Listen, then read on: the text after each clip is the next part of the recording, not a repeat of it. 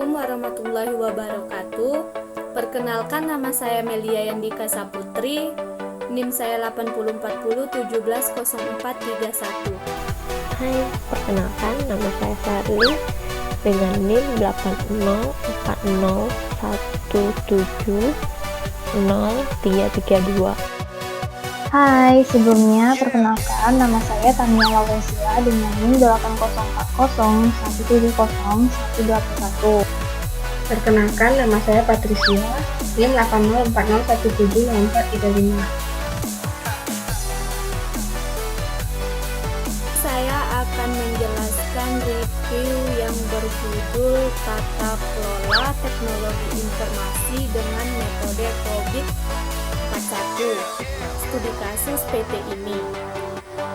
Penulisnya Ibnu Dwi Lesmono dan Denny Erika. Tujuan penelitian ini adalah untuk mengetahui kondisi penerapan tata kelola teknologi informasi yang berjalan pada PT ini, khususnya pada sistem informasi administrasi logistik, dan juga untuk memberikan rekomendasi perbaikan dan peningkatan tata kelola informasi di PT ini. Setelah mengetahui kesenjangan antara tata kelola saat ini dengan tata kelola yang diharapkan atau standar-standar yang diharapkan perusahaan pada proses bisnisnya sesuai dengan framework yang digunakan. Objek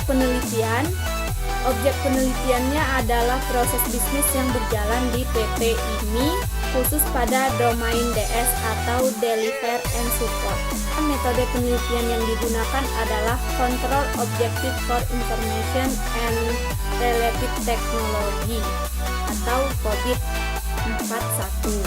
Hasil penelitian, skala penelitian audit tata kelola teknologi informasi di PT ini yang pada level 4 dengan nilai 3,54, berarti implementasi tata kelola teknologi informasi dengan menggunakan sistem informasi sudah mencapai target yang diharapkan atau yang telah ditentukan. Akan tetapi masih harus menjalankan tata kelola teknologi informasi ini dalam batasan waktu yang telah ditentukan atau waktu yang telah diprediksikan sebelumnya, serta harus ditingkatkan secara berkelanjutan untuk memenuhi tujuan saat ini dan masa depan. Juga dibutuhkan koordinasi dengan pihak internal perusahaan untuk benar-benar memastikan target jangka pendek, menengah, dan jangka panjang.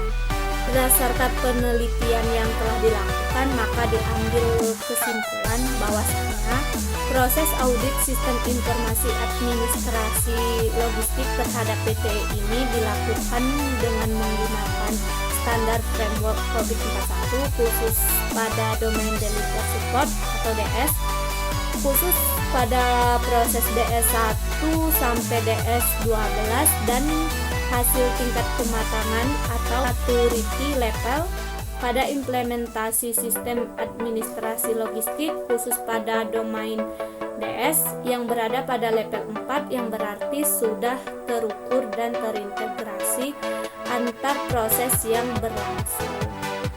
Di sini saya akan menampilkan hasil dari review jurnal kelompok saya sebagai berikut. Oke, ini adalah hasil dari review jurnal kelompok saya dengan judul Perancangan Sistem Informasi Helpdesk menggunakan Framework ISO versi 3. Penulisnya Pasaria NC Payu, Tutfiarni, dan Ines Aditya. Tujuan penelitian ini adalah untuk menganalisis framework ITSM yang tepat dalam pengembangan sistem informasi helpdesk pada PT Line Industri, yang merupakan salah satu organisasi badan usaha milik negara. Penelitian ini adalah sistem informasi yang berjalan di PT Line Industri, khususnya pada proses kegiatan helpdesk.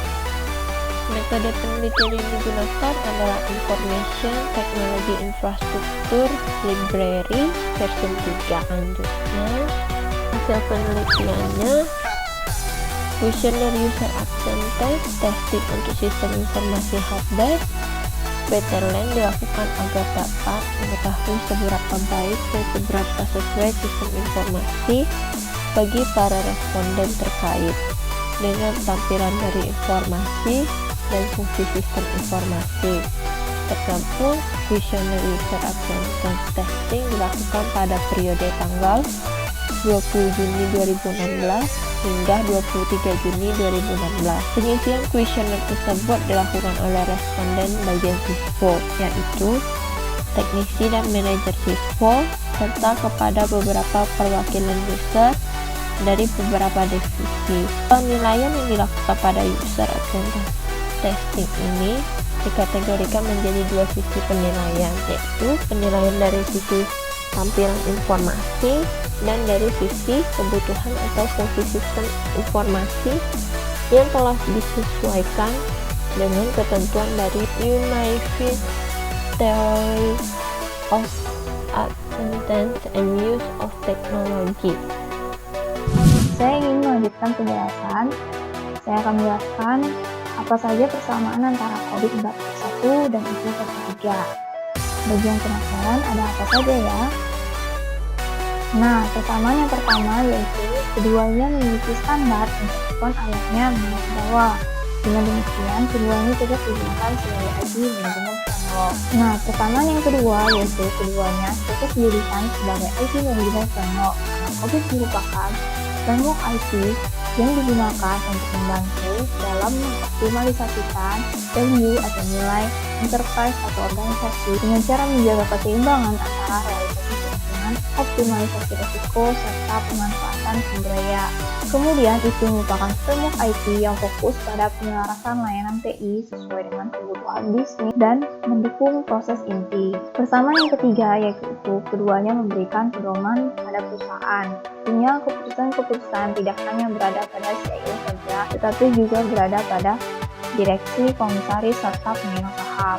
Persamaan yang keempat yaitu keduanya digunakan bersamaan untuk membantu pemeliharaan dan manajemen perusahaan jasa TI.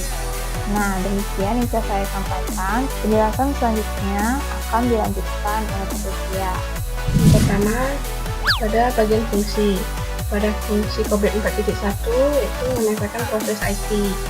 Pada ITIL versi 3, fungsinya untuk memetakan layanan tingkat manajemen.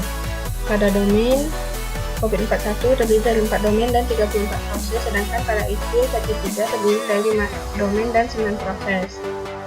Standar COVID 4.1 berdasarkan proses dan risiko, sedangkan ITIL berdasarkan layanan teknologi informasi dasar. COVID penerbitnya ISACA, dan ITIL penerbitnya OGC. COVID dirancang sebagai model IT governance, sedangkan ITIL dirancang sebagai kerangka kerja manajemen layanan. Fungsi utama COVID adalah membantu perusahaan dalam memetakan proses TI mereka ke standar praktik terbaik dari ISACA. COVID memiliki 4 domain utama, yaitu planning and organization, acquisition and implementation, delivery and support, monitoring.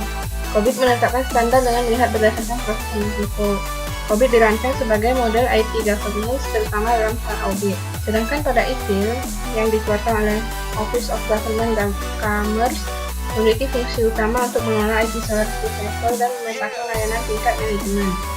ITIL memiliki 5 domain utama, yaitu service strategy, service design, service transition, service operation, dan continual service improvement atau CSI.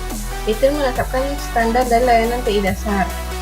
ITIL dirancang sebagai kerangka kerja manajemen layanan untuk membantu Anda memahami bagaimana Anda mendukung kegiatan proses dan bagaimana Anda memberikan layanan. Kemudian perbedaan antara framework COVID 4.1 dan ITIL versi 3 yang dapat saya jelaskan.